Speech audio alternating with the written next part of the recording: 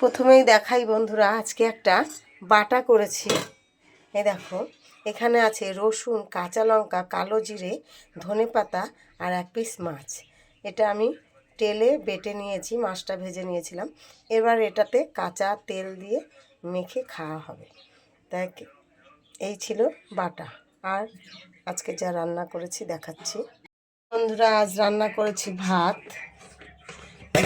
করেছি, আর করেছি ভাতটা ঢেকে দিলাম।